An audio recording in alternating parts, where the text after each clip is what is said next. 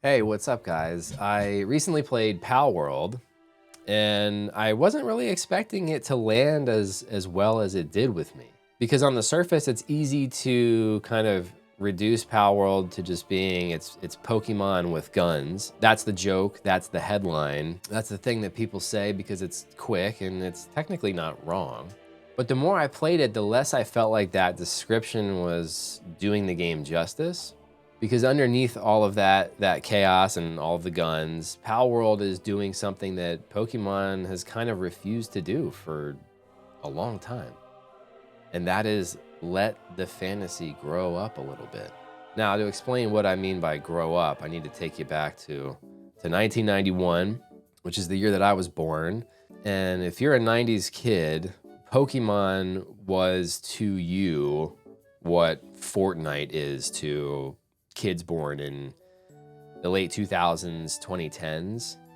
It was the first video game that I can recall that seemed to just explode far beyond the realm of video games. In my opinion, parents should not let their kids watch Pokemon, play Pokemon, buy Pokemon cards, have anything whatsoever to do with Pokemon, because the message is violence. I mean, Pokemon was everywhere in the 90s. We had all the games, you had the TV show, you had the trading card game.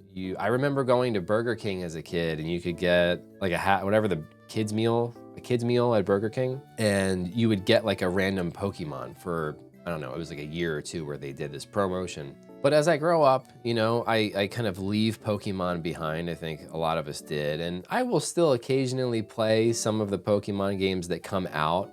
But over time, even with like the newer open world Pokemon games, it just kind of leaves me with this sense of stagnation, especially when you consider, you know, this is one of the most profitable franchises of all time. I mean, they've certainly got the money, they've certainly had the time, and I'm left with this sense of wishing that there was a little bit more evolution. It feels like it's been a lot of small steps over a long period of time when there probably should have been some bigger leaps in terms of really evolving the game, because that core loop is still there, right? You start the game, you're a person, you pick a Pokemon to start, and you need to travel the world collecting them and winning gym badges. That formula has just been there since day one. So when I pick up something like Palworld and I start playing, I go, okay, this looks a lot like the modern Pokemon games, like the open world. You can see all of the creatures kind of moving around in front of you live. They're not just hiding in the tall grass. But the further into Palworld I got, getting past the introductory sections, as soon as you start base building and you start capturing pals and putting them to work, and you start realizing the complexity of these systems, this survival sandbox that they've created, it was impossible for me to not look at that and just wonder, like, where was this innovation from Nintendo or Game Freak? And then I hear, you know, you read things about the lawsuits, about pals that look too much like some Pokemon. And now I will say that some of the pals are like clearly ripoffs. But whatever, that's fine. That doesn't bother me too much. But when I hear about the lawsuits and things like that, to me it reads as Nintendo or Game Freak getting a little bit self-conscious. I don't know if those lawsuits necessarily would have happened if people hated Palworld and said, wow, this game sucks. The reason that, to me, I'm not stating this as a fact, I view these lawsuits as kind of like a whoa, you're getting a little bit too big for your britches kind of a statement. And what I found interesting was after Palworld's initial wave of early access and the reception that it saw online with the player base, I mean, people really loved Palworld. I remember that was like huge on the streaming scene back when it hit early access.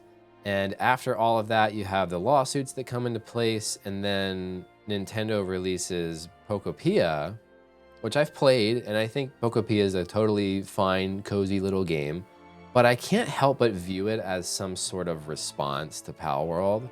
where they looked at the success of Palworld and they said, okay, well, it looks like people really enjoy having these creatures like manage things for them and help them craft and build things. And so they basically released this super safe, it's Animal Crossing with Pokemon Paint. That was their response. And again, I'm not here to shit on Pokopia. I think it's a totally fine game.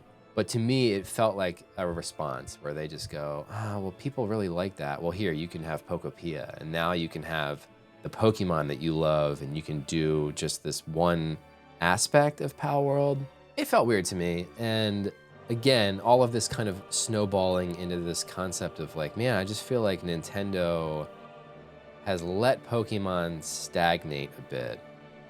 And it's also forgotten its original audience, my generation, that helped Pokemon grow into the beast that it is. Palworld didn't invent every piece of its formula. It borrows a lot from many, many genres, like tons of games that have come before it and tons that will come after it, by the way. But I feel like Palworld has done more with this creature collecting genre in one game than Pokemon has in years. When I first played Palworld, that first session, I walked away thinking like, man, that kind of felt like you went to a bar and then you run into Pokemon and you haven't seen Pokemon for like 20 years. And you find out that it's been like in prison and it just got out. That's what Palworld felt like. It was familiar, but it was new and it was dangerous. It had teeth. And I want to emphasize that Palworld is not just good because it's Pokemon with guns. But what actually makes Palworld good is it is an incredibly well-made survival sandbox game that has really intricate and well-designed systems for base building, managing your pals, putting them to work. There's combat, there's live combat between the pals. There are enemy humans that can raid your base.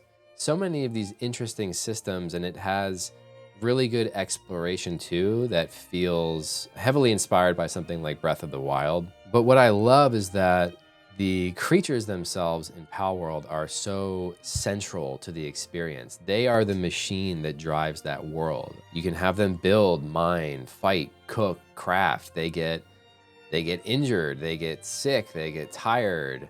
They can be used as mounts. They're here as tools to help you attain mastery over your environment. And the other thing I love is that it feels like Palworld has like asked a really good question where it's like, okay, let's say humans did really exist alongside these weird magical creatures. You know, would it really just be friendship and gym badges? Or would people be building factories and shit and just forcing these things into labor? I feel like it would probably be that. I mean, that's what I did. And Palworld isn't always very subtle. It's not always very elegant. I think that it's one of those games that has the good amount of jank that feels more charming than it does distracting.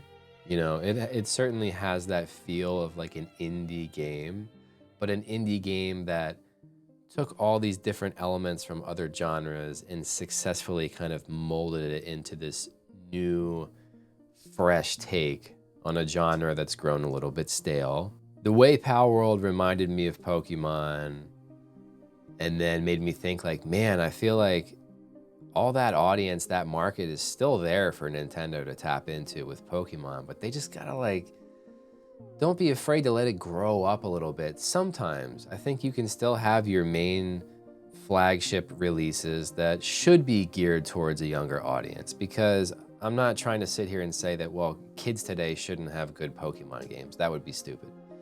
But every now and then you could throw the OGs a bone, right? The ones who were there on day one. And that message and that sentiment I kind of feel towards the video game industry as a whole. Game industry, don't forget about the OGs. Don't forget about my generation, the ones who came before me, the ones who loved you before you were famous, right? We loved you back when you were small, back when you made quirky games that had blemishes and they had issues.